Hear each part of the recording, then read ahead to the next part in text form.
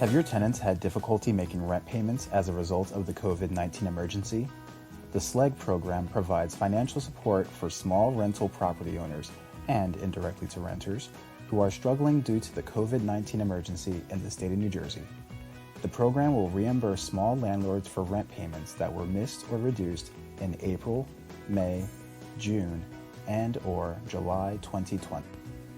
Must forgive outstanding back rent and late fees that their tenant accrued during this time. Only properties with low to moderate rent levels are eligible.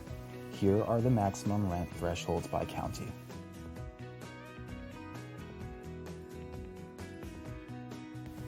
To be eligible, you must have a property in New Jersey and the property should have at least 3, but no more than 10 total housing units. The property cannot be a seasonal or vacation rental property. The property has a current fire inspection certificate as of December 31st, 2019. The property has at least one non-vacant rental unit that was impacted by COVID-19 between April and July 2020. You must have low to moderate income rent levels. The application opens on August 19th and closes August 26th, 2020. Each application requires several pieces of information, including but not limited to your name. The name of the applicant must match the name of the primary property owner on record in NJDCA's Registration Inspection Management System. Otherwise, your application may be subject to denial. Your taxpayer identification number. If you are an individual owner, this will be your 9-digit social security number. If you are a legally incorporated entity such as an LLC, it will be your 9-digit employer identification number. If you do not know your TIN, you can find it on the IRS website. Details about the rental property, including its 10-digit property registration number in the NJDCA RIMS system. Don't know your registration number? Find it on the DCA RIMS site at the link shown here.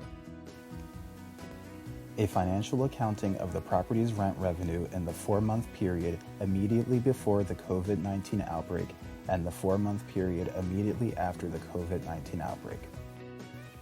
Your application will require documentation such as a valid fire inspection certificate, current as of December 31st, 2019.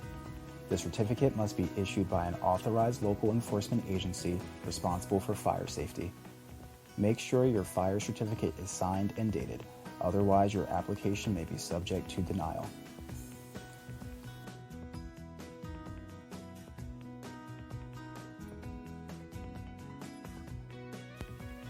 If your municipality does not issue a yearly fire certificate or has not issued one due to COVID-19, you do not need to upload one. However, NJHMFA reserves the right to screen the property for outstanding life safety code violations in NJDCA's RIMS database. You will need your bank statements. Bank statements must account for the time periods pre- and post-COVID outbreak, December 2019 to March 2020, and April to July 2020. Statements should clearly demonstrate a loss in rental revenue between these 2 time periods by showing payments in the first period and non- or reduced payment in the second period. You are encouraged to annotate your bank statements to ensure that NJHMFA reviewers can see when revenue reductions occurred and which units in the property were affected.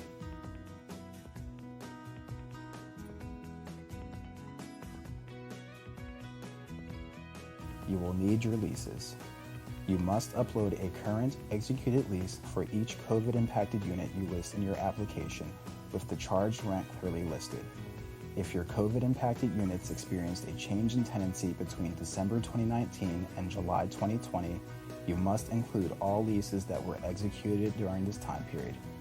Make sure each lease you upload is signed and dated by the landlord and tenant. Each lease should have the length of the lease clearly stated, such as month to month, 12 months or 1 year, or 24 months or 2 years. Each lease should also have the rent charge per month clearly stated. If your leases do not include this information, your application may be subject to denial. For more information on the program and to apply, visit www.njhousing.gov/rentals/SLEG.